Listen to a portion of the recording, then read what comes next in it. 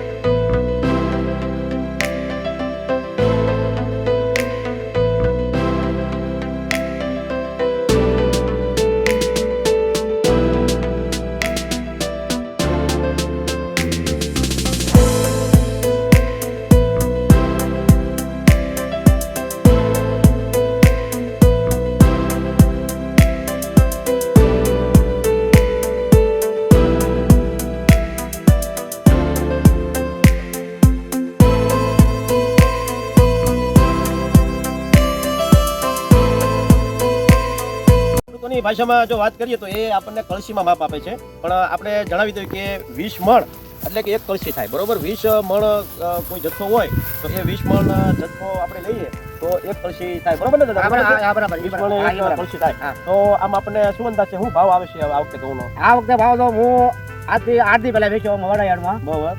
તો આ ઘઉંના 550 રૂપિયા મારે આવ્યા ભાઈ. 550. 550. બરોબર. યાર્ડમાં વેચાતા? હા, યાર્ડમાં વેચાતા. બરોબર. અને પછી વેપારી છે ભાઈ, આપણે લેના છે દેના છે, કોઈ એવું હોય તો 5 રૂપિયા વધારે આવે. બરોબર. અને 5 રૂપિયા ભાઈ ઓછા આવે. આમાં કયા પણ તમે આમાં તમને સંતોષ છે આ ભાવથી અત્યારે? આ ભાવથી મને થોડા 1 રૂપિયો નહીં પણ 10 રૂપિયા તૂટે. મને 60 રૂપિયા આવે જોઈએ. 60 રૂપિયા આવે. બરોબર. તમારી મહેનત સારી છે. અને તમે સારી રીતે ઘઉંનું ઉત્પાદન મુબલક કર્યું છે. થોડુંક તમે આમાં ખાતરનો અને દવાનો ઓછો છંટકાવ કરી અને આમ ઓર્ગેનિક ઘઉં જેવા ઉત્પાદન કર્યું છે, એટલે એને આમ એવું છે કે અને પણ તમે દવાનું કહેતા હો તો આમાં મેં હું 250 રૂપિયાની દવા છાંટી. ખાલી 250 રૂપિયા? ખાલી 250 રૂપિયાની. અને પાણી વાળ્યું. બરોબર. તમને જે અનુભવ આવે એ. બરોબર. કારણ મારી ખેતી પ્રમાણે મને મેં કીધું 250 રૂપિયાની મેં દવા છાંટી. ખાલી 250 રૂપિયાની દવામાં આ ઘઉંનું ઉત્પાદન લીધું છે, એટલે કે ઓર્ગેનિક ઘઉં જ. હા, ઓર્ગેનિક ભાઈ. એ ખડ દવા બીજું નાનો ખવાય કે મોટી ડુંડી થાય એ નહીં. ખડ આપણે ખડ નાચક નહીં દવા. બરોબર. એટલે આમાંથી આ ગટકામાંથી કેટલા કળશી થશે? હવે આ નીરા પીસ પડે બાબુ. બરોબર. આ નીર જાય એટલે આપણે હાલે સમજી. બરાબર. તો હવે હાલી જાય નીરા પીસ પડે કેટલા ક્યાં ત્યાં ધંધા કાંઈ વાંધો બાબા.